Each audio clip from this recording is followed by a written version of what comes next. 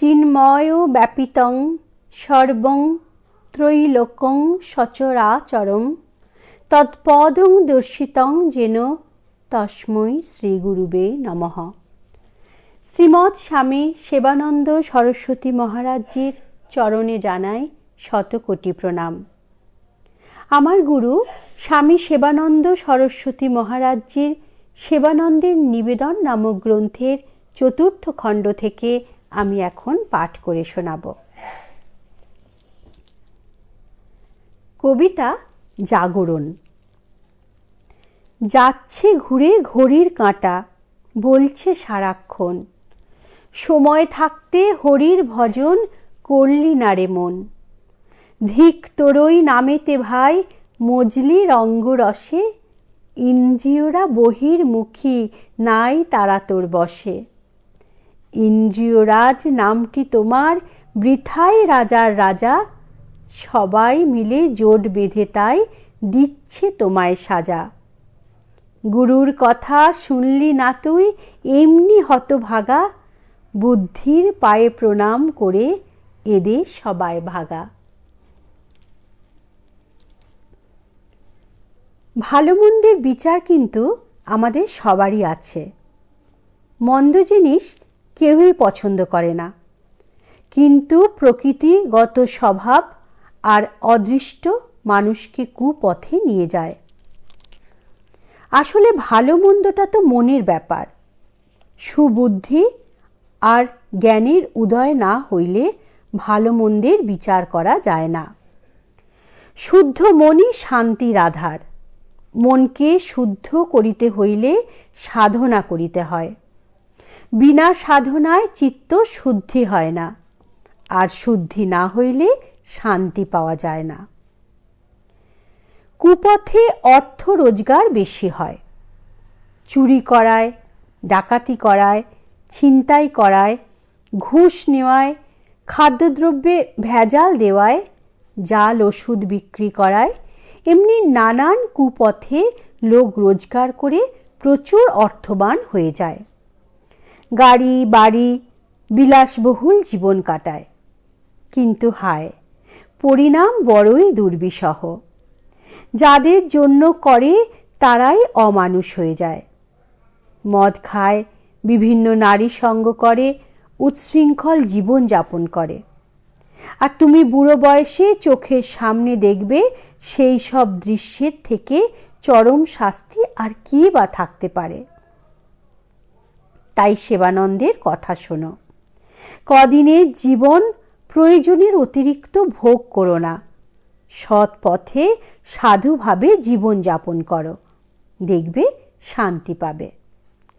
ছেলেপুলেরা মানুষ হবে, বাবা বলে ডাকবে, কাছে বসে যুক্তি পরামর্শ নেবে। তোমাকে না বলে তারা কিছুই করবে না।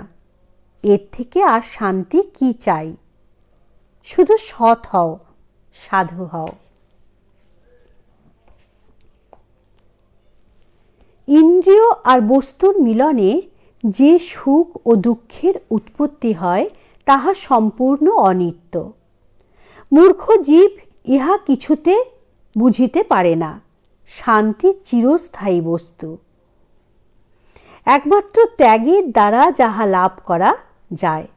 তাই শান্তি যদি পাইতে চাও তো বুঝিয়ে সুঝিয়ে ভোগ করো, প্রয়োজনের অতিরিক্ত মোটেই নয়। পৃথিবীতে দুর্বল চেতার মানুষই অদৃষ্টের দোহাই দিয়া বসিয়া থাকে। তাহারা ভাবে ভাগ্যে যা আছে তাহাই ঘটিবে, আমার কিছু করার নাই। এটা যে কত বড় ভুল তাহা আলোচনা করিলেই বুঝিতে পারিবে। প্রারব্ধ নিঃসন্দেহে বলবান। পূর্ব বহু জন্মকৃত কর্মফল অবশ্যই ঘটিবে, ভোগ ছাড়া তাহার খণ্ডন নাই। তাই বলিয়া আমি আমার এমন সুন্দর মানব জীবনকে কেবল ভাগ্যের হাতে ছাড়িয়া দিব না। পুরুষকার প্রয়োগ করিয়া তাহার খণ্ডন ও পরিবর্তন করা যায়। পুরুষকারের পাল্লা ভারী হইলে প্রারব্ধের পাল্লা হালকা হইয়া যায়। ভগবান আমাকে জ্ঞান, বুদ্ধি ও বিচার করার ক্ষমতা দিয়াছেন। আর জন্মকালে একটি ফল দিয়াছেন, যার নাম কর্মফল। কর্মই এখানে বড়। যারা প্রকৃত জ্ঞানী তাহারা কর্ম, অকর্ম ও বিকর্ম সম্বন্ধে জ্ঞাত। অতএব গুরুর কাছে এই তত্ত্ব জানিয়া লও। অকর্ম কেমন? পৃথিবীতে জন্মাইয়া যাহা কিছু কর্ম করিব তাহার ফল ঈশ্বরের হাতে। আসার কালে কিছুই লইয়া আসি নাই, যাবার সময় কিছুই লইয়া যাইতে পারিব না। এই তত্ত্ব যাহারা জানেন তাহাদের বুঝিতে বিন্দু মাত্র দেরি হইবে না।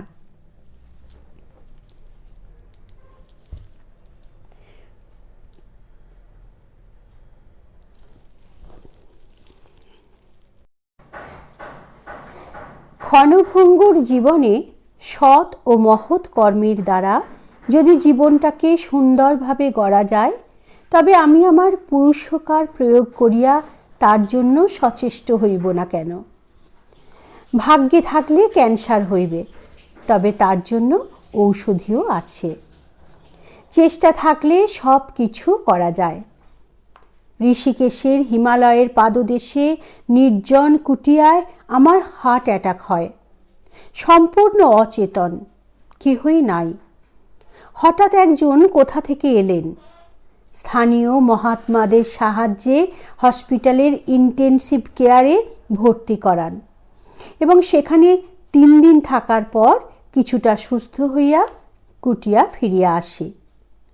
কিন্তু ইতিমধ্যেই হাঁটাল ও ধুলাগড়ির ভক্তরা জানিতে পারে এবং বায়ুপথে 5-6 জন আসিয়া হাজির। আমি কিছুতেই যাইব না, তাহারাও ছাড়বার পাত্র নয়। অবশেষে সঙ্গে ওই বায়ুপথে কলকাতার এক বিখ্যাত নার্সিংহোমে ভর্তি করান। অপারেশন হয়, খরচ হয় বহু টাকা। আমি দিন দরিদ্র সর্বত্যাগী সন্ন্যাসী, অত পয়সা আমার কোথায়? ভক্তদের অসীম করুণায়, তাহাদেরই দানে আজ আমি সম্পূর্ণ সুস্থ। কেবল ভাগ্যের দোহাই দিয়া পড়িয়া থাকিলে মৃত্যু অবধারিত। এটি পুরুষকারের প্রকৃষ্ট উদাহরণ।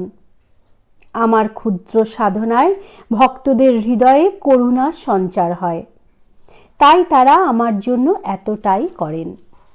কেবল কর্ম করো, সৎ কর্ম, এর ফল অনেক। মানুষ এত দুর্বল কেন? কেন এত চঞ্চল? স্থির হয়ে এক মুহূর্ত বসতে পারে না। এর কারণ কি? পৃথিবীতে যত প্রকার ভোগ্য বস্তু আছে তারা প্রতি মুহূর্তে আমাদের আকর্ষণ করে। তারা চায় আমার সান্নিধ্যে থেকে আমাকে ভোগ করুক। ভোগী আর ভোগ্য বস্তুর মধ্যে সম্পর্ক অতি নিগুড়। চুম্বক যদি দুর্বল হয় তবে সেক্ষেত্রে লোহাই চুম্বককে নিজের কাছে টেনে নেয়, আর চুম্বক যদি শক্তিশালী হয় তবে তার টানে লোহা নিকটে আসে, মিলে যায়, পরিশেষে চুম্বক হয়ে যায়। তাই সাধনা করে মনকে শক্তিশালী চুম্বকের মতো করো। দেখবে পৃথিবীর সমস্ত ভোগ্য বস্তু তোমার পায়ের তলায় হাজির হয়ে যাবে। আর দুর্বল হয়ে ভোগ্য বস্তুর পিছনে সারা জীবন ছুটে বেড়ালেও কোনো দিনও তোমার তৃষ্ণা নিবারিত হবে না। তাই শান্ত হয়ে একটু একটু বসবার চেষ্টা করো। শান্ত মনই শান্তির আধার। তোমাদের কাছে আমি কিছুই চাই না, কেবল দিনের শেষে নির্জনে শান্ত হয়ে অন্তত 1 ঘন্টা চুপচাপ বসো আর ভাবো দিনটা কেমন করে গেল। গেল তো গেল, আর কি কোনো দিন ফিরে আসবে? কাম আর প্রেমের মধ্যে পার্থক্য। কাম হলো কামনা, বাসনা, ভোগের ইচ্ছা। আমরা ভগবানের পূজা করি, যাগযজ্ঞ করি, সবই কিছু না কিছু পাওয়ার আশায়। কোটিতে গুটিক মেলে যারা ভগবানকে চায়। কিছু ভোগ্য বস্তু বা সুখ শান্তি কিছুই নয়। প্রেম হলো নিষ্কাম ভালোবাসা। কোনো প্রকার চাওয়া পাওয়া ঠাঁই নাই হেথা, এমনকি মুক্তিও তাও নয়। ঠাকুর তাই বললেন, চাইব কেন গো, চাইলে তো ভাগে কম পড়ে যাবে। তাহলে ভক্ত কি চায়? মীরা বললেন, প্রভু তোমারও গরবে আমি গরবিনী, আর তো কিছু নাহি চাহে। হনুমানজিকে সীতা দেবী কত অনুরোধ করলেন রামচন্দ্রের কাছে কিছু বর মাঙ্গার জন্য। উত্তরে হনুমানজি বললেন, রামচন্দ্রই তো আমার, আমি আবার কিছু চাইতে যাব কেন? ঠিক কেমন যেন, যেমন আদর্শ পিতা মাতা কখনোই সন্তানের কাছে কিছু চায় না। তাদের ঐকান্তিক ইচ্ছা আমাদের সন্তান সদা সুখে থাকুক, আমরা দেখে শান্তি পাই। ক্ষুধার্ত মা দিন ভোর ভিক্ষায় মাত্র কয়েকটি রুটি পেয়েছে, মুখের কাছে 2-3টি বাচ্চা ক্ষুধার জ্বালায় কাঁদছে। হতভাগী রুটিগুলি সন্তানদের মুখে দিয়ে 1 গ্লাস জল খেয়ে শুয়ে পড়ল। এটাই তার কাছে পরম শান্তি। আদর্শ প্রেম কিছু চায় না, শুধু নিষ্কাম সেবা। একমাত্র নিষ্কাম সেবাতেই ভগবান অত্যন্ত প্রীত হন। কারো কাছ থেকে কিছু নিও না, নিলেই ঋণী হয়ে যাবে, আর ওই ঋণ শোধ করতে কত জনম কেটে যাবে। তাই পারো তো অপরকে ঋণী বানাও, দুহাত ভরে শুধু দিয়ে যাও, বিনিময়ে কিছুই চেও না, এটাই বড় সুখ। ভগবান সদা তোমার কথা ভাবুক, কিন্তু যেই মাত্র তুমি চাইলে অমনি তুমি ঋণী বনে গেলে। ভগবান তোমাকে কাম্য বস্তু দিয়ে সম্পর্ক চুকিয়ে দিলেন, তার চেয়ে কিছু না চেয়ে ভগবানকে ঋণী বানাও, এটাই তোমার শ্রেষ্ঠ সাধনা। প্রত্যেক জিনিসেরই 3টি রূপ আছে, যথা উত্তম, মধ্যম ও অধম। মানুষও ওই 3 প্রকার। উত্তম পুরুষ সদা সত্ত্বগুণ সম্পন্ন, মধ্যম পুরুষ সদা রজগুণ সম্পন্ন, অধম পুরুষ সদা তমগুণ সম্পন্ন। মানুষ যখন জন্মগ্রহণ করে তখন এই 3টি গুণের সমন্বয়ে দেহ গঠিত হয়। কাহারও সত্ত্বগুণ বেশি, কাহারও রজগুণ, আবার কাহারও তমগুণ। পরে গুরু কৃপায় জ্ঞানের উদয় হলে সাধনা করে তমকে রজতে এবং রজকে সত্ত্বগুণে পরিবর্তন করতে হয়। আমার লেখনের মধ্যে অনেকেই হয়তো লক্ষ্য করবেন যে একই কথার পুনরাবৃত্তি অনেক জায়গায় ঘটেছে। আসল কথা হলো, ভালো কথা মানুষের মনে থাকে না, এটাই সাধারণ প্রবৃত্তি। তাই ভালো কথার পুনরাবৃত্তি ঘটলে যদি কিছুটা মনে ধরে তাতেই লাভ। একমাত্র সাধকই সাধনার মর্ম বোঝে, সাধনা না করিলে তত্ত্ব কথা ভালো লাগে না। আমার অনুরোধে সাধনা করো, মানব জীবন ধন্য হবে। বিনা সাধনায় সিদ্ধি লাভ হয় না। নমস্কার, সকলে ভালো থাকবেন, সুস্থ থাকবেন। আর আমাদের এই প্রচেষ্টা যদি আপনাদের ভালো লাগে তাহলে লাইক, শেয়ার ও সাবস্ক্রাইব করতে ভুলবেন না কিন্তু। জয় গুরু।